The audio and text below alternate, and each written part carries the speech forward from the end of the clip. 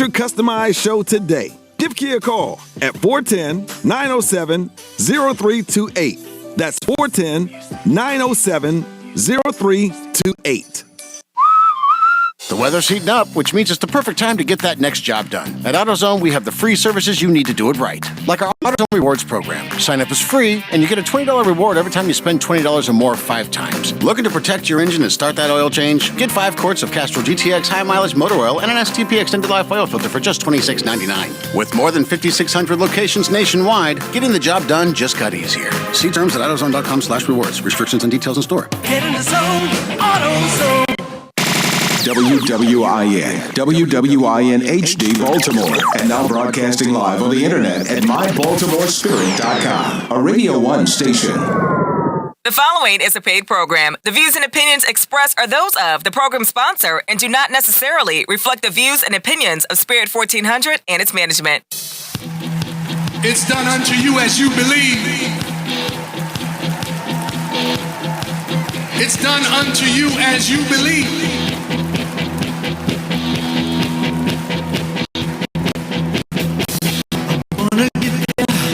Somehow, push my way through the crowd. I'm gonna grab you by the hand to a place we will stand proud, no fear. It's clear I believe in you.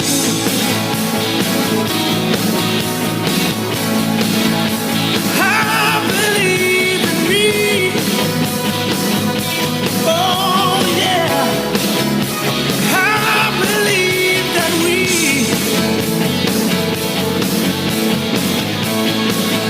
can make this dream a reality. Yeah, yeah. Now's the time to be. Now's the time for miracles. It's in my heart so deep. 'Cause I believe. Yes, I believe in you, you believe in me, and I believe that we can make our dreams a reality. You know what? Sometimes we talk about our dreams, but y'all, there's so many wonderful things happening in the city towards that dream. And I would like to welcome each and every one of you to Patrick Henderson's Meet the People on Spirit 1400 WWIN, My Baltimore Spirit. If you want to listen to us on the internet, if you're listening to us in the car, I'm going to start the day off by just saying a prayer. If you can somewhere near your radio, when you're not driving and you're in a safe place, touch the radio and let us pray together. Oh God, our Father, Lord, we come together on this day, Lord, to thank you. To say thank you for all that you do for us, oh God. When I woke up this morning, oh God, I forgot. And on my way to church this morning, it dawned on me that I had not said good morning, God. I had not said good morning, love. I had not said good morning, forgiveness. I had not said good morning, joy. And when I got to church, I was just full because at that time, the Spirit of the Lord filled me to the point that I could do nothing but praise and show gratitude. Oh God, we bless you. We bless you for this time on this earth, oh God. Lord, touch the sick and infirmed, oh God. Touch the depressed, oh God. Lift them up, oh God. Encourage them, Lord. Touch families, oh God. Let us come together as a unit, oh God. Not only as family, but as a people, oh God. Oh Lord, all of those that are our skin, that are not our kin, oh God. We ask you to touch them right now and let nothing get in the way of you and us, oh God. We are one with you, and we thank you for this time together. I pray in thy Son, Jesus Christ's name. Amen. Amen. Amen. Amen. Hi, Lamitra. Hi. How are you? I'm just great. Well, y'all know Lamitra is my big sister. She lives in Texas, and it's not often these days she gets to join us, so welcome. We're happy to have you here. Well, you know what? What? There's a storm right now going on with 60-mile winds, thundering and lightning and rain. Oh my goodness! Wow, and it's been going on all y'all have had some more rain and stuff. Must be pretty and green down there though, huh? It is. It's beautiful. Hey, that's what everybody say. Patrick, you looking at the green and stuff, and we trying to worry about where the next tornado coming from. Bless your heart.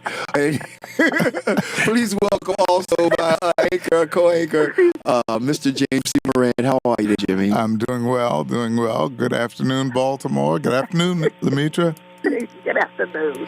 And we got also Brother Richard Terry. How are you today, Richard? How are you? I'm doing reasonably well. Well, you doing reasonably well. I tell you what, reasonably well is going to be all right today, but I think you're doing fine because I ain't in your body. But I tell you what, man, if your mind is moving, and your mind is always moving. I mean, if you don't know, Richard does not have sight. And he is probably one of the smartest, one of the most avid readers that I have ever met. And writers. And writers that I have ever met. And he can quote stuff verbatim. I mean, all them laws and stuff. He can tell you what it was written, what line it was written on. So we bless you, man, and we lift you up. We lift you up. Page, huh? Yeah, he tells the page is on. And the subunit. And the subunit and everything. So we're honored to have each and every one of you here today, and we're honored to have you, our guests, our supporters, our listeners who join us every Sunday and every Monday at 11:30 on WOLB. God is so good, and when we think about His goodness, you know, for me it brings a little smile to my face. And did y'all know smiling was healing? Oh, Yes. Frowns are not healing; they create stress. Yes. Okay. Listen, I want to tell everybody that we're streaming live. You can go to my Facebook page, Patrick Henderson's Meet the People, or you can go to we're being podcast, and I think we're on Instagram. So we'd love for you all to listen to us and give us your commentary, especially on Facebook, because then we can read what you're saying and we can comment right back to you. Today's subject is, a couple of things happening. I'm telling you, I'm still praying over our new police commissioner, but he did something this week that I thought was really, really a red flag to the police department. Uh-oh. Yeah, he did. What he did was this cop had lied and said that this black man had given him a problem. And did he touch the black man, James? I'm not sure what he did. I don't know if he touched the black guy, but all the guy did was say something about it's wet out here, or the person that this police was handling. Here's what happened. Okay. Could you turn him up a little bit? Go ahead. Here's what happened. Mm-hmm. One individual was stopped for, quote unquote, a warrant check, which I have problems with starting off. Mm-hmm. And he put him on the ground, as they were wont to do, having him sit on the curb while they do what they do. Mm-hmm. Now, at that point, the ground was wet at that point. The other individual comes along and comments on why you're doing that to that man. Mm. You follow what I'm saying? Uh-huh. Mm-hmm. At that point, words are exchanged, and then he goes after the other guy. And by that time, another officer had shown up and tackled the guy allegedly and put him on the ground and put him in cuffs. The guy that was asking why he was attacking the man laying on the ground. Yes. Well, he was talking. He was saying, "Why did you put that first man on the curb? Right. It's wet. It's wet out there. It's wet. That's right. That's not good. That's not right." And evidently, the sergeant took offense to it, then went after the other person, and the other person took off until a second officer showed up, and then they got the other guy, the guy that was making the commentary. Wow. But none of this was in his reports. Is that right? Allegedly, the camera showed something different than what he wrote in his report. Mm. Isn't that always the case? Yes, that is. But this police commissioner looked at it and said, "You are suspended, no pay, right?" Yes. Correct. Now, and he says that we're not having this. This is going to stop. He made an example, and it was a good example, because one thing in Baltimore City, there is no trust. Yes, between with the police and the department and the citizens. And so if you know going into a situation that it is likely that the police are going to lie, then this is proof that this commissioner is going to check into every one of these cases where there's suspicion about whether you're telling the truth or not. And I commend him for doing that. Alan Dershowitz, in his book, The Best Defense, and I think it's in the last chapter, he has what's called the 10 Rules of the Criminal Justice Game. And he has invented a term for what police do. It's called test-a-lying. Yes, sir. Oh, I use that in church. Test-a-lying, you said? Test-a-lying. Yes. Okay. I mean that is what some of us call the testimony services that they used to have in church. Where people would get up and then, but as he puts it, in his 10 rules, he says the officers will want to lie in order to find somebody guilty, and then the next rule says police, judges, and prosecutors all are aware of the previous rule. Yeah. Wow. Well, that is what occurred this week, and fortunately, I think fortunately, he did this just before he had a budget hearing with the city council. The commissioner did this particular action. Now, some people say that he only did this in anticipation of these budget hearings, and so this was just a big show just before the hearings. Well, that's because, James, if you look at what's going on, when they look at the budget, this officer that they have just now suspended earned in 2018 close to $250,000. Yes, he was the second highest. To the mayor, right? Yes, that's correct. Yeah, he made a lot of money, but he was also known to have a hot temper. And this isn't the first set of incidents that he had been involved in. So if Harrison is making examples or rooting out that kind of evil in the police department, that's a good thing, whether or not it was in advance of his budget hearing. Interesting. And who cares? I don't care about the budget. I think they're getting too much money because all this money we're paying in overtime and crime is not going down. Why do you keep paying people for stuff that's not getting results? I didn't know until the budget hearing that the city has a $22 million surplus. The city does? Yeah. I know, but we can't fund the program for the children. We don't have enough money for that. I think it's a misplaced sense of value. They're not looking into the future. They're not realizing the power of our children being properly educated. The school system is screwing us over, and the city is screwing us over. And until we stand up and say enough is enough, it's not going to stop. The school board should be elected. They should come before the people. Then people say, but Patrick, once they get in there, then they're going to go into collusion. It's going to be the same thing over and over. And you know what? The next election will come up and we will get their butts out. But the way that the governor is appointing these people now, this is cronyism, this is nepotism, this is everything. Cronyism is when you give your friends the jobs and the positions. Well, if we want to talk about cronyism, the University of Maryland medical system is asking for a 5% increase across the board, yet they have members of their board who have become millionaires because of self-dealing and non-competitive contracts. Well, check this out. It's on the front page of the Baltimore Sun today. Analysis shows medical systems seeking to charge patients more, earning above average profits. The University of Maryland medical system, under fire for lucrative no-bid contracts with some of its board members, is earning above average profits, even as it seeks state approval to charge some patients more, according to an analysis by the Baltimore Sun. The system's profitability raises questions among advocates and some regulators and lawmakers who wonder why it needs to make even more money, especially considering those insider deals and millions in bonuses the state-supported nonprofit health system has paid its executives in recent years. This is a quote, after UMMS has squandered many millions of dollars for self-dealing and excessive executive bonuses, it is outrageous that they now want to charge more money to patients, said Anna Polisamo, head of Marylanders for Patients' Rights.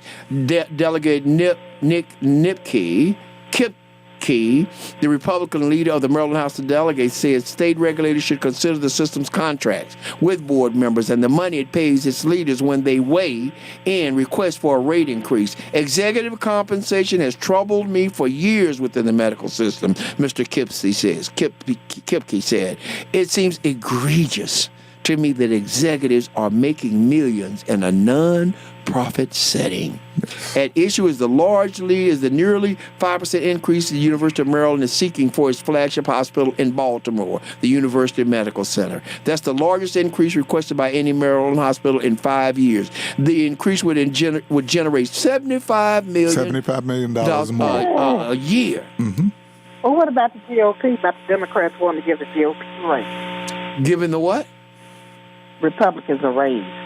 In the Senate? I know that's hogwash too. No, they want a salary increase. Yeah. I think They want a salary increase. Yeah. Yeah, but that's the same thing. The rich get richer. Right. And then they're not doing the job. Now, I'm giving it to the Democrats. They're trying, although I think they should begin the impeachment inquiry of Trump, because this needs to be documented. It has to be. The people need to see, just like they did. I watch Watergate every day. Leon Russell did great things in my life. But the one thing he did was I sat down with him every day and watched them Watergate hearings. And it helped me to understand what's going on in America. Well, guess who's coming to the Hill this week? John Dean. John Dean. Yes. Mm-hmm. Yeah.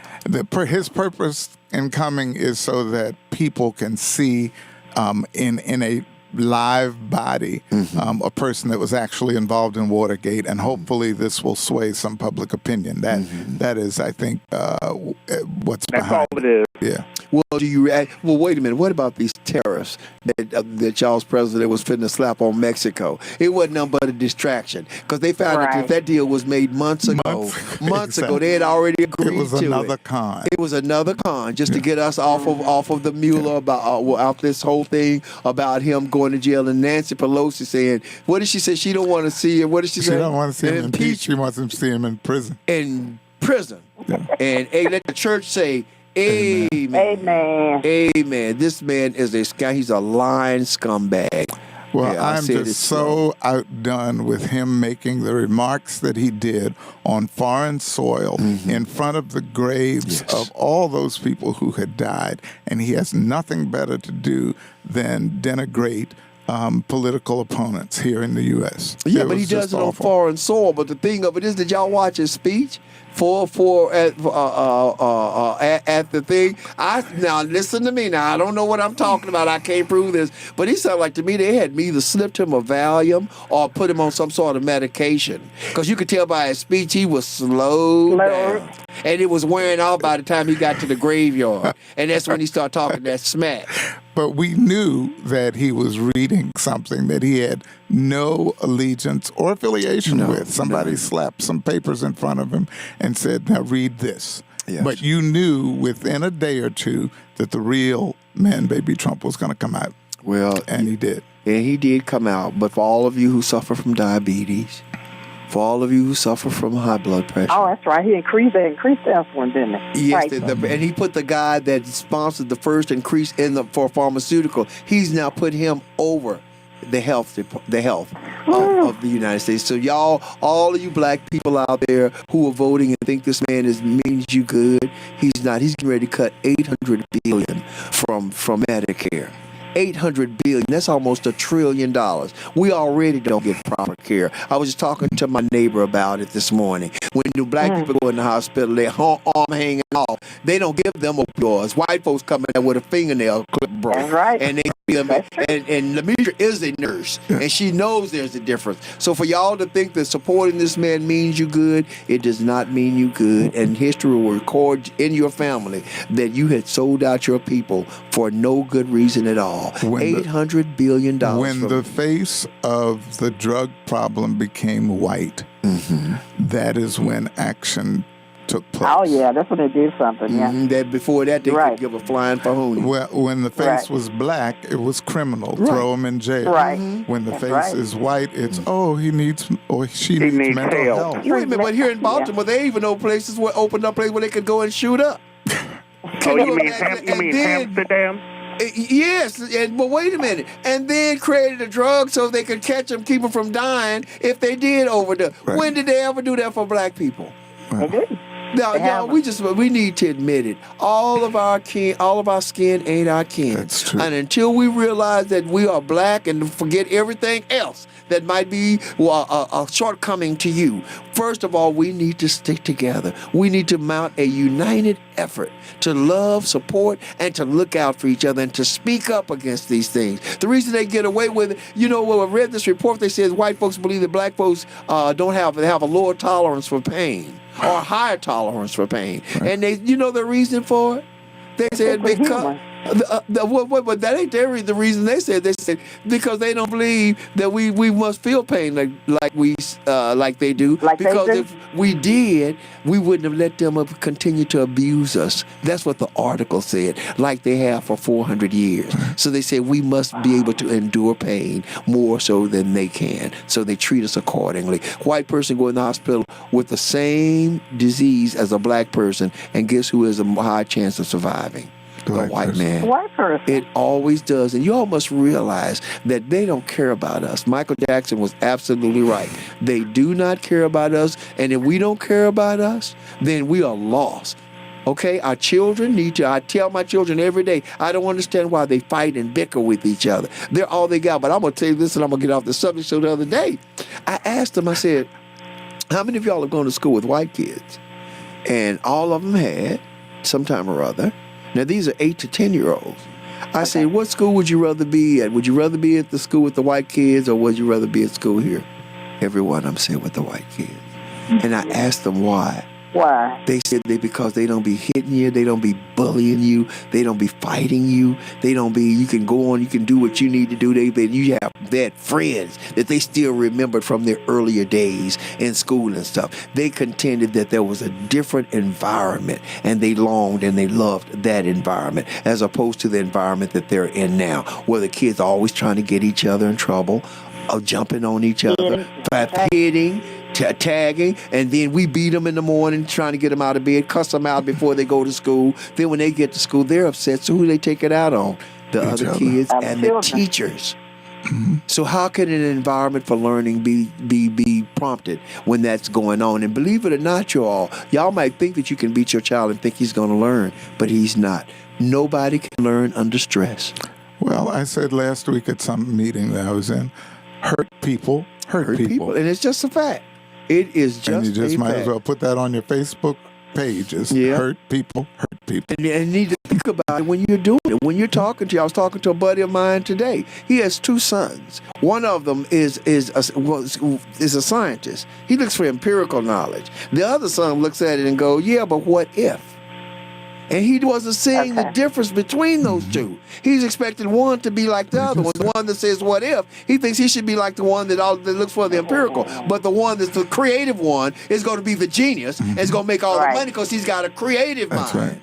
See, we don't honor restricted. that. Different intelligences, you all. Yeah. Don't expect one child to be like the other. That's right. That's just not going to happen. They're 2 different seeds, born from the same seed, but that don't mean they're going to be the same. And stop whatever you're doing, trying to make your kid out of what you want them to be. Find out who they are. Find out who they want to be, and direct them towards it. Encourage them. Oh man, I tell you what, we don't have a whole bunch of time on Saturdays, but I wanted to also talk about Richard.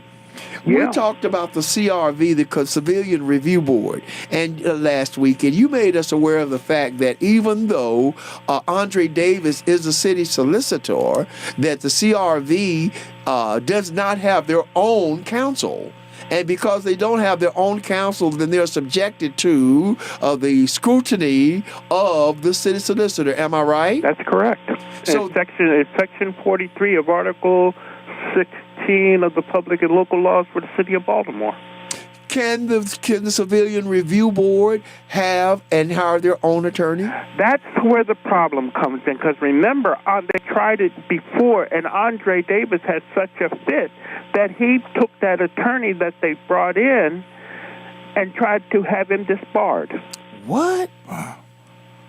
And that was when he had the mayor to protect him. So do you think they might make that effort again to try to do that? Because it doesn't make sense. This man represents the city. There's no way it's a conflict of interest. Well, in his words, as he says, I represent every agency in the city of Baltimore. But you cannot do it with equilibrium. I know that, and you know that, but that's the way that he couches it. Does anyone believe that Jack Young is going to say no, they need their own counsel and then appropriate a budget? That's the $64 million question. I'm surprised. You see, if with Young in as mayor now, he could say bye-bye Andre now if he really wanted could. to. People, just so you all know, the Civilian Review Board is the one that represents the people against the police brutality, against things in the city that are not right. They're the ones that speak up for the city. We're saying, and we believe, that the Civilian Review Board should be put under the state. Am I correct? That's they are correct. not presently. That is what we're espousing. You might call your city council people and say, listen, you need to get Andre Davis away and give the Civilian Review Board their own lawyer. They need it because they're representing the people, and they can't represent the people without a legal advisor to tell them what the law says and to fight for them, because Davis is representing the city. And as many of you know, he wouldn't even give the Civilian Review Board records on the police that had been convicted or had been charged with crimes. You see, now I'm going to sit back and I'm going to watch what's going to happen with this case with this sergeant, because I'm going to see if that case even gets to the Civilian Review Board. Okay, we're all going to watch that, but in the meantime, am I right to ask the people to call their city councilman and get on their... See, this is how they're going to couch it, and I can see the games being played now. They're going to couch it. Well, it's in a completely independent agency. No, it's not. No, it's not. It may be independent because of the fact that it's allegedly independent, but according to the way that law is written, that the mayor shall appoint somebody from the city solicitor's office and the Civil Office of Civil Rights and Wage Enforcement to serve the Civilian Review Board. From a legalistic, from a counseling position? What are they there for? What are they there for? They're there to, as a counseling. And remember, the city solicitor's office determines everything legal. I'll go ahead. I'm sorry, my good friend David Rich, the guy that wrote Sexual Healing and wrote all the Marvin Gaye books and Ray Charles books. Just a great man, a great friend of mine. He didn't know I was on the radio. So, hi, David. I'll talk to you as soon as I get off the air. Yeah, but no, as long as the city solicitor's office, they will provide legal counsel to that board. Which means that they could conceivably manipulate how that board does what it is. Absolutely. Because you got to remember, these are individuals who are selected by the office of the mayor. Well, can we talk for a second about how do we think the mayor's doing? Yes, I would like to talk about that. How do you think he's doing, James? I think that he's moving in the right direction as mayor. What I think I object to at this point is when he was city council president, he was able to do things as city council president, but he wasn't the mayor. And he may have been, as we say, at the church, but not in the church. Now he has the power. And as I see him exercising the power, I'm not opposing it. So I would say that he's to a reasonable I'm not going to say that he should have done things 30 years ago when he wasn't the mayor. Now he's the mayor, and I'm going to hold him responsible for what he's doing as the current mayor. And as the current mayor, I'm saying that he's probably doing as well as can be expected. This can be expected. There's no spare. One thing, putting the Civilian Review Board back into the Civil Rights Department was a good move. It was always in the Civil Rights Department, but what they did was they took the whole Civil Rights Agency and put it under the city solicitor's office. Right, that's what Pew did, right? Yeah, that's what Pew did. And what he did was psychologically, it was a good thing. It was a recognition that there was a problem, and he was trying to address it. Now, whether he's addressed it effectively at this point, that remains to be seen. But in terms of heart in the right place and trying to do some things that are advantageous for the city. I think that he's doing as well as I am not as critical of him as I was with the last three mayors we've had. Well, I tell you what, you don't realize how much power you have. You don't realize how much power you have. Just one call to your city councilman and get your neighbor to do it. Then they realize y'all paying attention. And believe it or not, they've got to be reelected. And if you call them and they didn't do anything, then you can say, no, we called you and you were absent without leave, and we're going to show you how we feel about it. Okay? Next thing I want to bring up, Lemitra. I read in the newspaper that the state of Texas is eliminating all speed cameras and red light cameras. Hallelujah. Hallelujah. Go ahead. I'll join you in harmony. Hallelujah. Hallelujah. I'm telling you, I saw you saw what I put in Facebook. Besides my family living in Texas, the only reason that I would move back to Texas now, I might reconsider that because these speed cameras. Well, it's just a shame, Lemitra. Here you can't even go a block. 2 cameras within the same block. You take off, you late for work. There's a speed camera there. Then you take off going down, and the next block there's a camera there. And they finally put the sign up saying the camera's there, but they let it sit there for a while so you don't even know it. It is just unbelievable. You have never seen so many speed cameras in your life. Last year, they made $69 million. The state did. Dr. Bill, they make most of their money out of the speed cameras. Yeah, it has nothing to do with safety. No, it doesn't. It is revenue. No. It's a revenue generator. That's all that it is. But to me, it is predatory, especially when you consider one red light camera ticket is $75, and most people don't even make that in a day. So it's going to take a day and a half of their paychecks, their little measly paychecks, to pay that doggone ticket because the people are so short-sighted that they won't implement something like a commuter tax to get all these people that can't stand us but come in here and dirty up our roads and create potholes. Well, Patrick, you got to remember now they're talking about combining Baltimore City with Baltimore County. Ain't going to happen. You've been listening to Patrick Henderson's Meet the People. Well, you They can don't want always nothing get to a do bike. with us. Yeah, well, exactly. Patrick Henderson, people join us tomorrow at 11:30 on WOLB 1010 Baltimore or WOLBbaltimore.com, and here every Sunday at 3:30. And say goodbye, James. Goodbye. Say goodbye, Richard. Until tomorrow. Say goodbye, Lemitra. And you might as well come on home, Patrick. I said he's trying to get me there. We love y'all. You've been listening to Patrick Henderson's Meet the People. God bless. Have a great week. We'll see you tomorrow at 11:30. God bless. Bye-bye.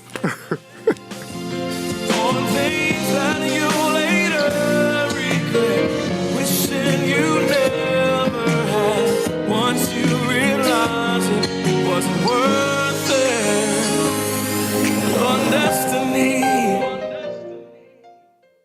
WWIN Baltimore, WWIN HD Baltimore. On the web at spirit1400.com. Spirit 1400, the spirit of today's gospel. The spirit of today's gospel. Look, you know the idea of buying a home can sound overwhelming, but even if you're not ready, it's important to get ready. And by joining Hands-Free Home USA, Hands-Free-USA, you don't have to do it alone. Thousands of people have been taking advantage of these types of opportunities, so why not you? Space is limited, and so is $42,500 in free money. Baltimore, on Saturday, June 22nd, it's time to step into your power. Don't miss this life-changing event. It's free to attend, but you must register in order to get a seat. Reserve your free seat now by visiting homefreeusa.org/power or call toll-free to 833-OWN-BE-MORE. That's toll-free